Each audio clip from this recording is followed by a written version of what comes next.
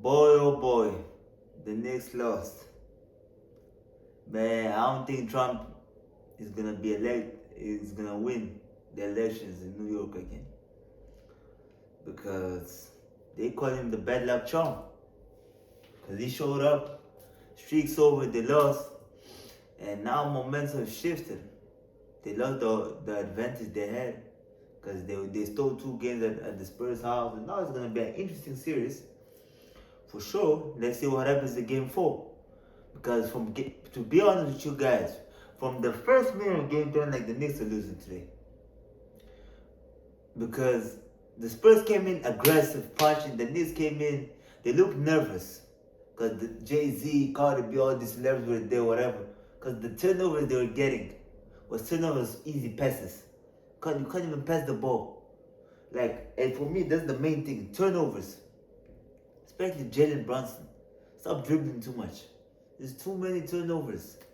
I mean, for my liking, there's too many turnovers, man. First, let's quickly talk, since we already talked about Jalen Brunson, man.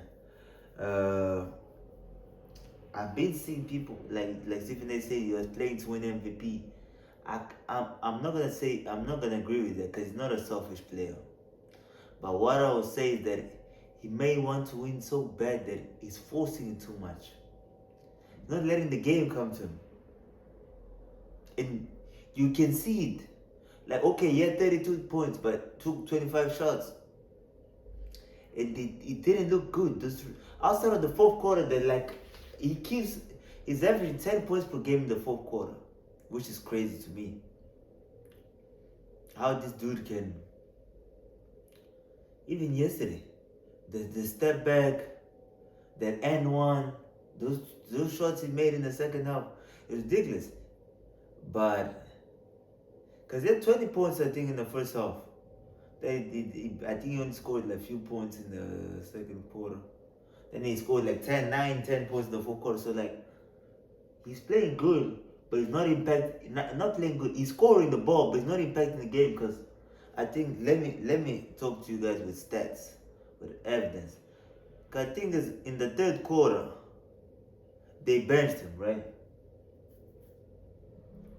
Because he had 4 fouls. They benched him and Cat. I'm not sure if they benched Cat, but they benched him. Sorry, guys. Been a long day, man. Forgive me. I got it right here. Third quarter. No, I'm sorry. He came in with 15 points. Scored a fadeaway jumper.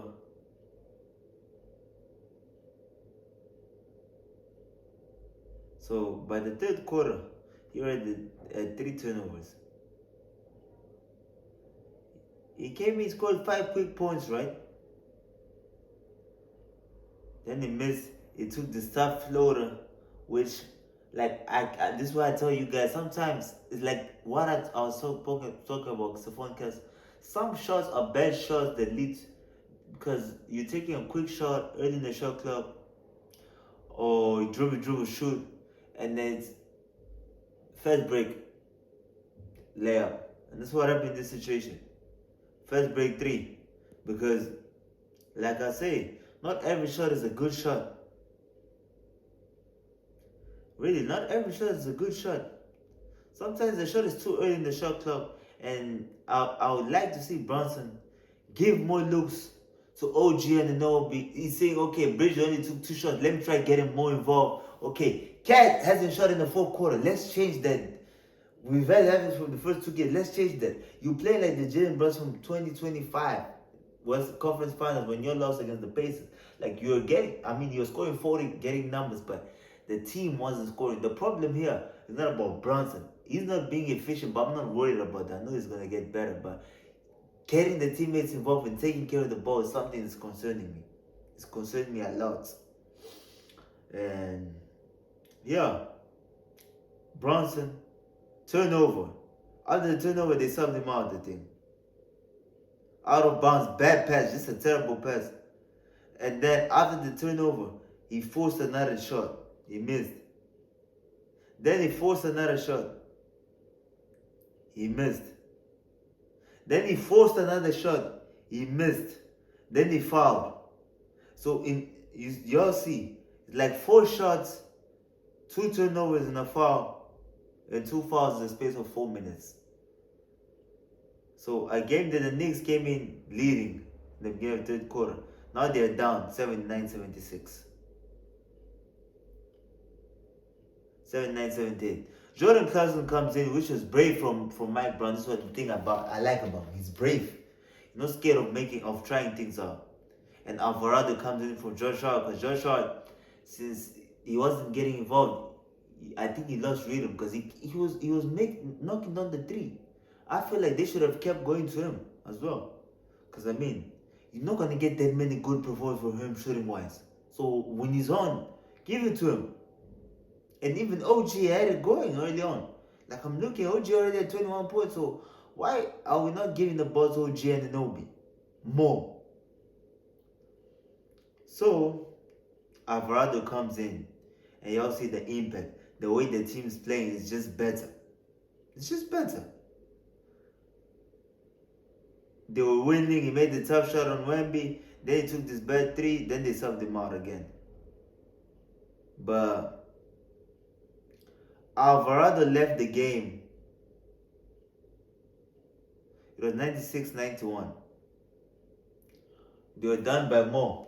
But that's because just the last stretch when Alvarado was on, there was 2 bad shots, whatever, and the Spurs made. But for me, it's that the way Alvarado is playing, is getting guys involved, is playing an offense that's more conducive to winning. And in game 2, the same thing happened in the Alvarado minutes. Like, he's playing defense. This guy goes at Wemby, bro. He made this stuff. He made 2 shots on Wemby. I'm like, what? First he made a floater. Then he made the mid-range shot. I really love Jose Alvarado, man. I really love Jose Alvarado's game, man. He makes me. Y'all see the impact TJ McConnell had last year on the Pacers. That's what Jose Alvarado gives to this team. But I would like to see that more from Jalen Brunson. Like, okay, the 4th quarter we get is your time, but before the 4th quarter, like, don't just be jacking things up, forcing, try to dribble through 5 people. No, get people involved, get Cat involved, because it's your big man. If you get Cat involved early on in the 4th quarter, you might need him. Bridges, you might need him. But at the end of the day, the Bridges situation is also unfortunate because he was already in early foul trouble. So there's nothing much you could do there as well.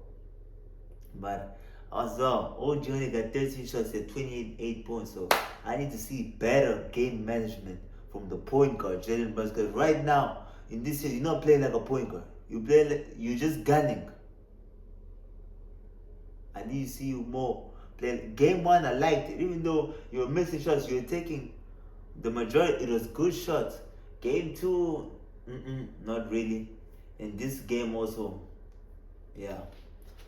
But yeah, let's see what happens in game 4. Now I want to talk quickly about Cat.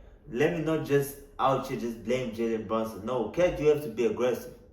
Like from the get-go, Wemby was being more physical than you, more aggressive, getting in your face, and like you gotta retaliate. Like seeing you, like you gotta mismatch Julian Champagne, Cat's so daring to guard you, and you're not taking them to the post. Come on. You're great. You're too great of a player, too talented, too skilled, and you only gave me 8 rebounds in 38 minutes. Defensively, it wasn't that bad as it looked like in the 1st quarter. In the 1st quarter, it was bad on Wemby. Those first 9 points was terrible. But then, because Wemby was 4 for 4. But then you got your blocks, your steals. I like the effort. But, like I said, on offense, the team needed you to be aggressive. Take initiative. You only had 1 assist, 8 rebounds, 11 points. That's not going to cut it. That's not going to cut it. It's not only Jalen Brunson's fault, even though I saw a stat that's disturbing. Like, And I love Jalen Brunson, I'm not hating. Like, the turnovers I've noticed, 13 assists, 13 turnovers. So he's having around 4.5 turnovers, 4.5 assists. 82 points. That's around, in 3 games, that's around what? 27, 81 shots. Taking 27 shots a game, scoring 27 points. That's not gonna cut it. That's not gonna cut it at all. Free throw, a bit efficient. 3 points, didn't even look at it, but it's terrible, the 3-point percentage. You can't shoot 37% from the field and score 27 points per game and your team's gonna win. Because the Spurs are weak now. These young guys, they needed a few games to get their used to own up their mistakes. They come if Jalen Brunson doesn't wake up. Only this, because right now he's not playing good up into the fourth quarter, then he wakes up in the fourth. If he doesn't play a good game the whole game, they're gonna be in for some trouble. I expect him to go for 40. Or let's not say go for 40. He either has to go for 40 or give me 25 and 8. That's what I need for Jalen Brunson. Shamet didn't give much today, man. Unfortunately, he just didn't have it, but I don't expect him to have another bad game like this. So I felt like the lights were a bit too bright for most of these role players. Jordan Clarkson, with his experienced guy, came in, gave impact like Alvarado. I didn't like the fact that Mitchell Roberts only played 7 minutes. Mike Brown needs to see more minutes from Mitchell Roberts, especially when. And my question is this: why don't you play the double big lineup? Cat, Mitchell Roberts. I would love to see the lineup a bit more. 4 out, Mitchell in. Big Mitch setting screens on everyone. For real, because like that, I feel like it's easier to guard Wemby. I get Anunoby is good at guarding Wemby, but it could be better. It could be better with Mitch. With Mitch and Anunoby, now you give Cat. Cat is just there on help as well, so it might be easier. And they can alternate more, but let's see what happens. Play a bit bigger, because at the end of the day, this is a big team. Everyone's above 6'6" in this team, except De'Aaron Fox, which is 6'5". So McBride didn't give him much, man. My guy Deuce didn't give much. So let's see what happens. And for Wemby, I'm hearing people complain Wemby's being dirty. Don't complain. You see a guy like Jeremy Sochan or Diarra, these guys that don't play or Porti. Mike Brown, put one of them, these ninjas in the court. Hit Wemby as hard as possible. If he gets injured, it's life. Because he could have injured Jalen Brunson. Alvarado last game. He doesn't care clearly. He trying to be physical, trying to hurt people. Because I mean, they play physical with him. They grab him and stuff, touching. Okay. In European basketball, that's normal. So, next game, when someone sets a screen on him and box out, hit him so hard, that man would never touch Jalen Brunson again. Trust me. Y'all can talk about dribbling, but that's what I like about dribbling. LeBron blocks dribble. Steph starts trying to talk shit to Steph. Draymond's like, yo, what's up? What you want? And every team needs a guy like that. If I'm Jalen Brunson's teammate, in the same game, not even the first quarter, I guarantee the very next play, I'll be like, coach, step me in real quick, just one play. You know what's up. Hit him so hard, bro. That man would never touch Jalen Brunson again. But George Hall, man, like I said, impact. Big heart in this game. Man, he had it. He had it. 16, 9, and 5. He had the most rebounds in the team, man. It's crazy. At 6'5". OG Anunoby, man. For me, I keep saying the most outside of Cat, he's the most important player overall, not just in offensively, defensively, because he just anchors the defense. In the perimeter, he can lock up everyone. The way this dude, bro, it's crazy. I've never seen someone do this actually. It's so hard. When you backpedaling, block a high-flying guard like Castle and Dylan Harper like this. And he's done it multiple times. He had 2 blocks like that. He shot 9 for 13, 3 for 7 from 3, and 2 of those threes were grenades at the end of the game. I didn't like the fact that he missed those 2 free throws. They needed those free throws. But yeah, man. It's this close, man. This close. Big game from OG Anunoby, man. I expect game 4 for him to show up like this. Dude is highly efficient, man. It's highly efficient. The whole playoffs. It's not just a game thing. That's been the whole playoffs. OG Anunoby is just highly efficient. But yo, man, let's talk about them Spurs, man. Big game from Castle. Big game.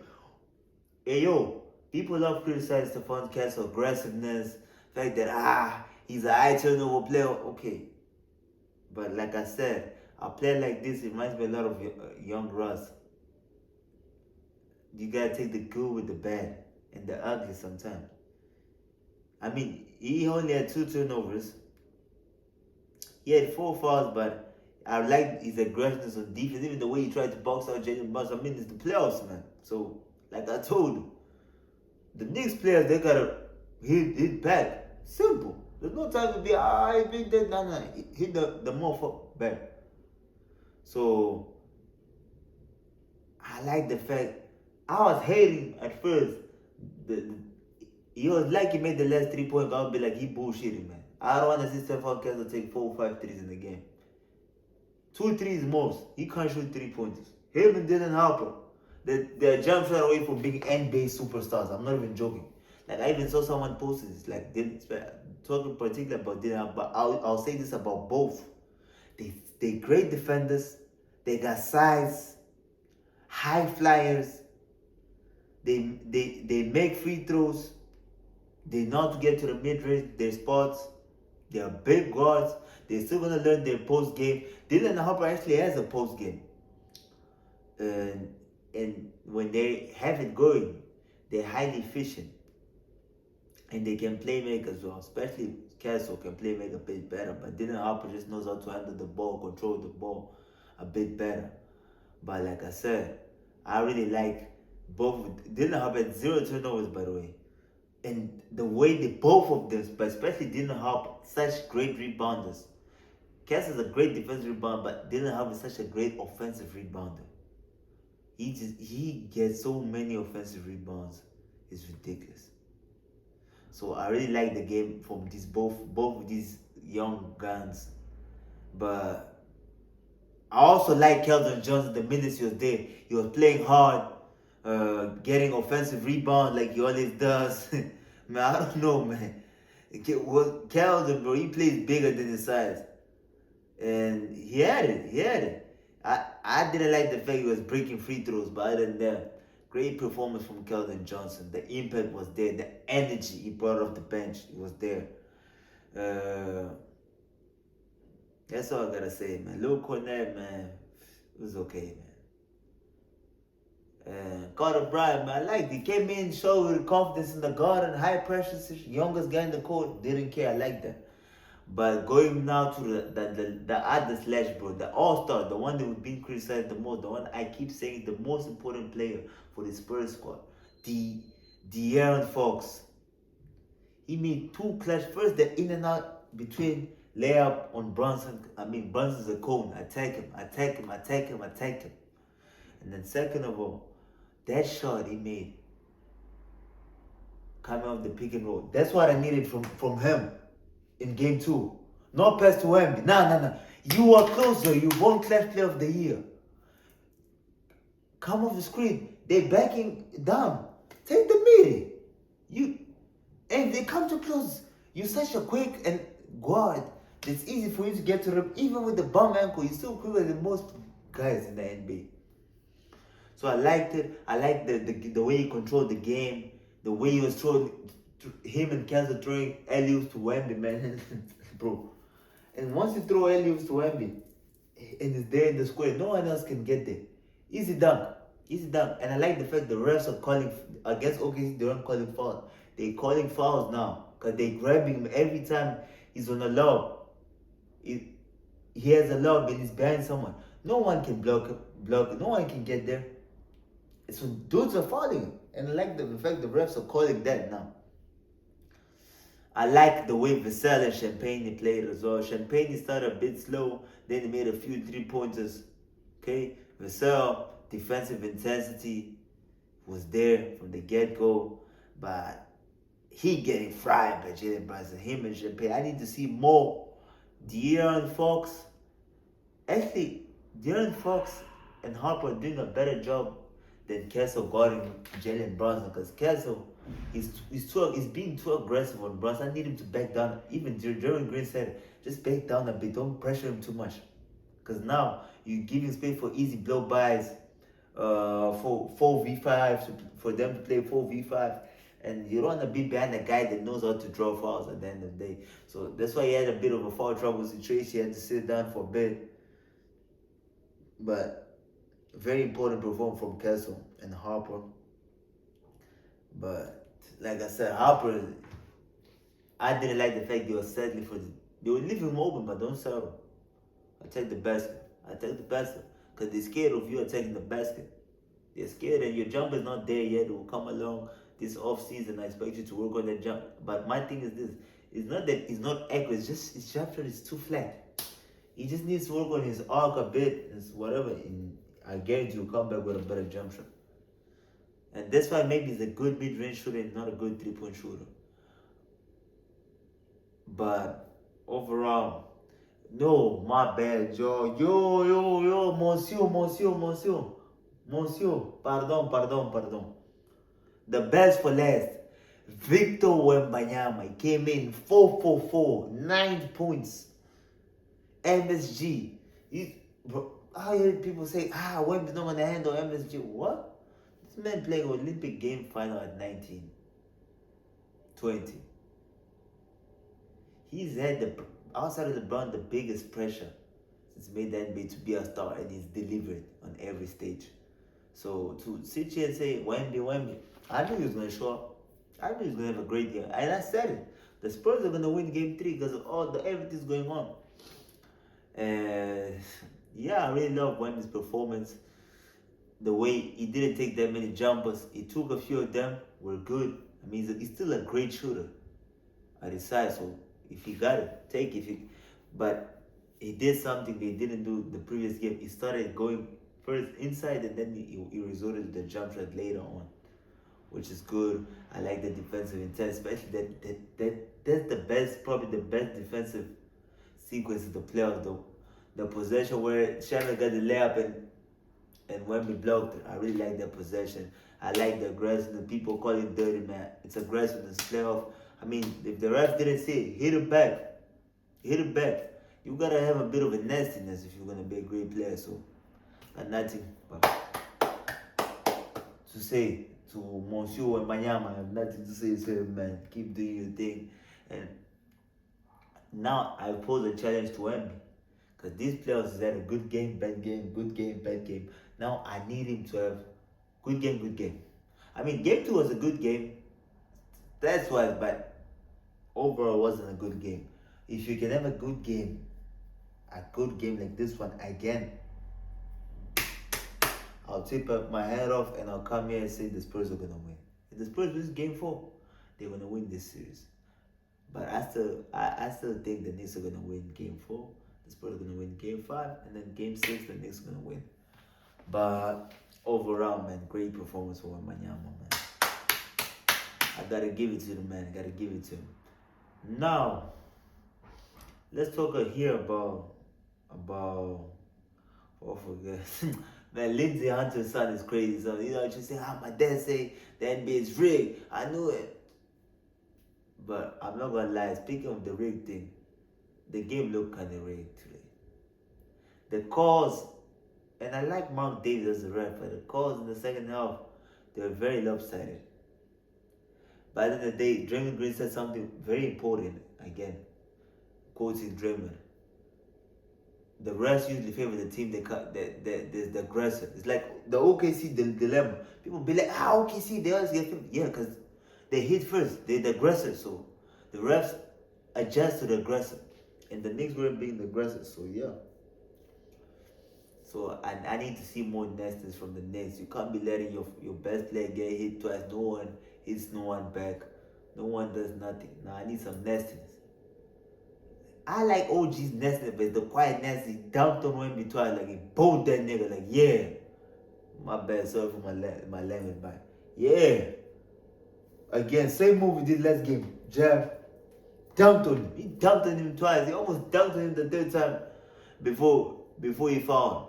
Wemby can't handle a candle against OG, yo. God.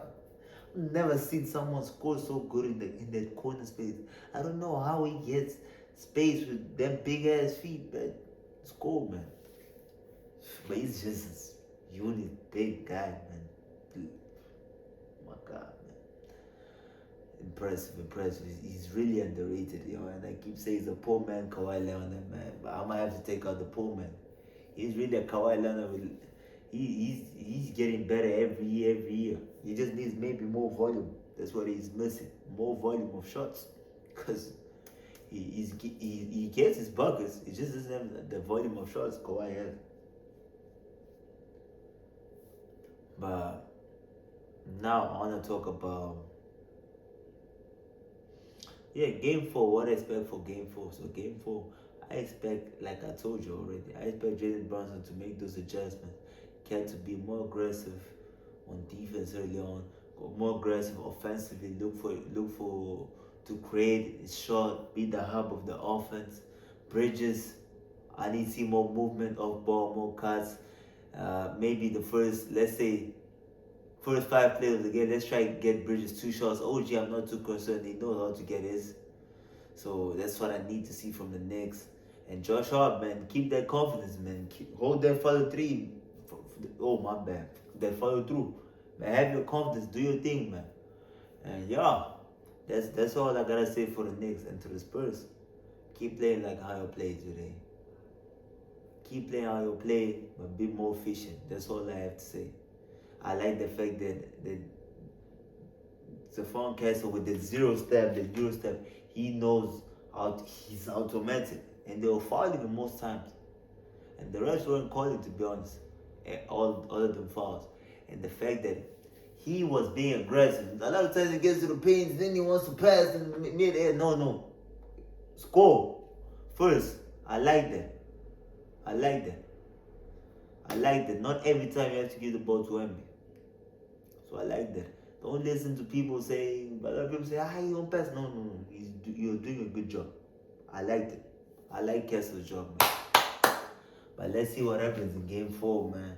And let's talk quickly about a few trade rumors that I'm hearing out here. Apparently, Jalen Brown and Derrick White are not going anywhere. I mean, it's good because Giannis is a gamble, which is worth taking a risk. At the same time, you're gonna think like,